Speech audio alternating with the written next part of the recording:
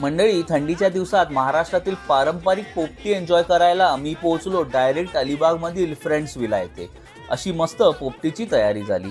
सर्वात महत्त्वाचा भांबुर्डीचा पाला, तसेच लोकल मसाले, मटका, सीजनल वालाच्या किंवा पावट्याच्या शेंगा, चिकन आणि अंडी, बटाटे, रताळं वगैरे रेडी केलं। लोकल मसाल्यांनी मॅरिनेट केलेलं चिकन पॅक करून ठेवलं आणि ताईंनी मटक्यामध्ये लेअरिंग करायला सुरुवात केली। पोपटी हा थंडीत रायगड जिल्ह्यातील पारंपरिक वैशिष्ट्यपूर्ण खाद्यपदार्थाचा प्रकार आहे। पोपटीत वापरले जाणारे गोडेवाल प्रामुख्याने अलिबाग ते रेवदंड्या दरम्यानच पिकतात। शेकोटी करून पोपटी मस्त 30 ते 40 मिनिटं शिजवली।